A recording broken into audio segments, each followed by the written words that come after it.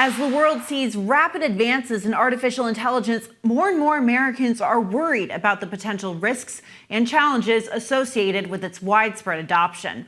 From job loss to security concerns, people are mixed on whether to embrace AI or fear its onset. Take a look.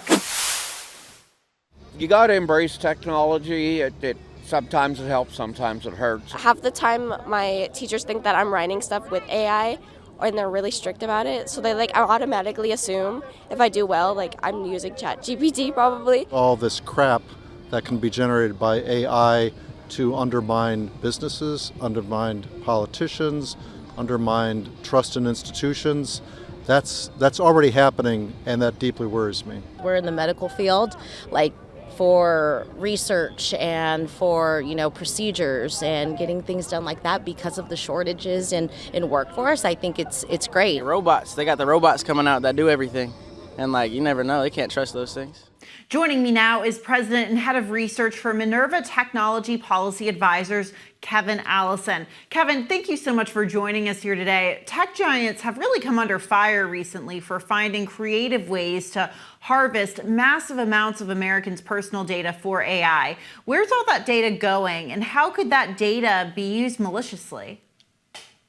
Well, there's two things you need to train really advanced AI. You need a bunch of semiconductors and you need a bunch of data. And so companies that are working in this space, like you said, have been out there finding ways to get as much data as possible. They scrape the internet, they find books, they find Wikipedia articles and other online sources to run through these models, these large language models, to teach them to understand natural human language. And that's what allows a system like ChatGPT or other chatbots to take instructions that are given to it in natural language and spit out something that sounds fluent. And so that quest for data is kind of never ending. To move the models forward, to move the state of the art forward, you need ever more data. And so that's a big challenge that a lot of the tech companies in this space are trying to solve by looking for data of all different types and all different sources.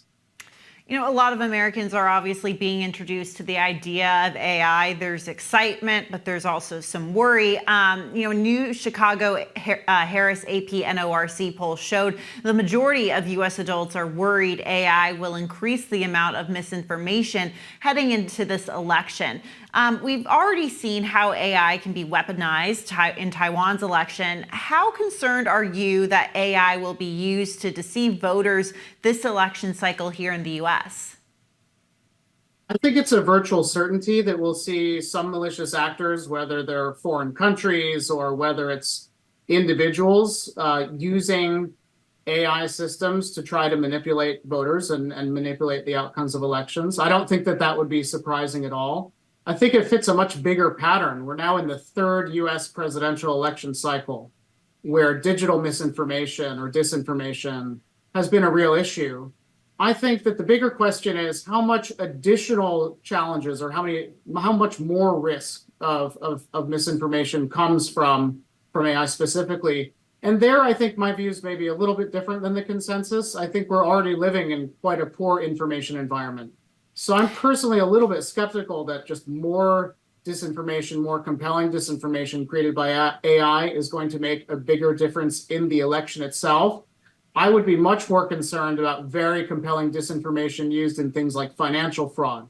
It's obviously something we need to keep an eye on. It's something that institutions need to be robust against and citizens need to be on guard against. But I'm not sure that it's going to be the game changer for this election that some people think it is. Absolutely. And moving on to more polling, a recent YouGov survey shows that 67% of U.S. adults say AI needs more regulation. 41% say it needs to be much more regulated. What's being done to regulate AI right now to, combat that financial fraud, for example, that you're talking about? Well, the answer is quite a bit. There's a lot of regulation going on, including here in the United States. Even though there is still not yet one U.S. national AI law, there's been quite a bit going on, mostly at the level of different federal agencies and coming from the White House through this executive order, which was passed last October, an executive order on AI that set the entire executive branch in motion on a long list of to-dos around putting regulatory guardrails in place in AI. Now, like I said, that's not been backed up yet by comprehensive national AI legislation.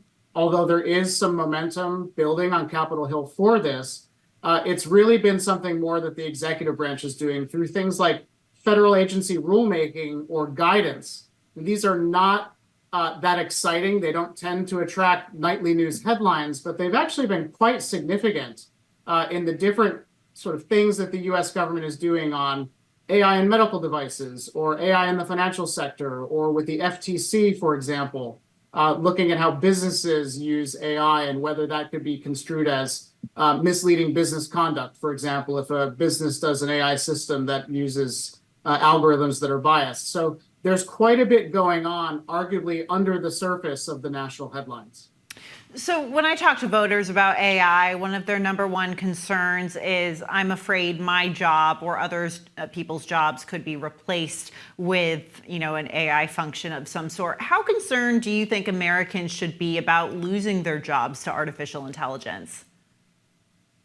I think that a lot of that concern and a lot of that discussion is overblown. I think the reason that I think that is because that I think AI is going to disrupt different tasks that we do inside of our jobs, and not necessarily, at least right away, the jobs themselves.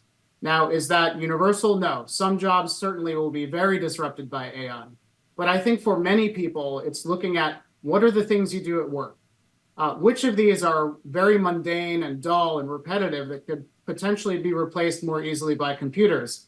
And then what work is left over that's really more value added that will be harder for AI to tackle? The rise of these sophisticated chatbots has led to some speculation that actually maybe more of these higher cognitive jobs, jobs like creating content or really working on new types of music or other things, will be more disrupted. I'm a little bit skeptical of that. Companies that I speak to are moving relatively cautiously on the way that they use AI in those higher value-added activities. I think the much sort of deeper or a bigger opportunity for companies is to go after that much more mundane work, which these AI systems can tackle more reliably first. So as AI becomes really an integral part of everyday life here in the US and around the world, what are the risks of dependency on AI technology in terms of, human beings' cognitive abilities?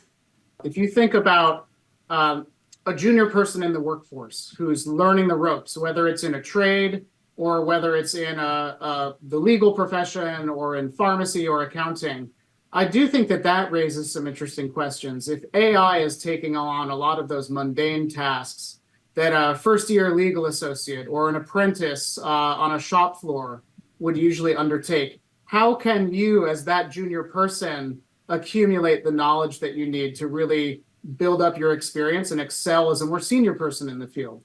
I think that's a real question. I don't think there's going to be any one easy or kind of pat answer to that question. I think it's going to take a lot of trial and error. The same thing applies to students. If students are using AIs to write their essay questions in college, how are they really going to wrestle with the concepts they need to learn? I think it will take a lot of trial and error across almost every field of human endeavor to work this out. And it's going to take people taking responsibility for how they learn.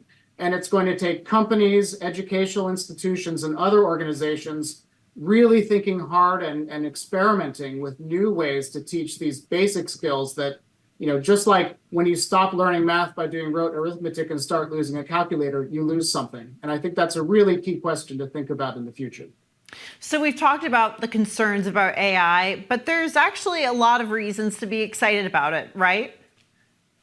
That's right. And I think we have a lot of forces that line up to lead us to be concerned about AI. We have decades of Hollywood tropes like the Terminator movies and 2001: A Space Odyssey.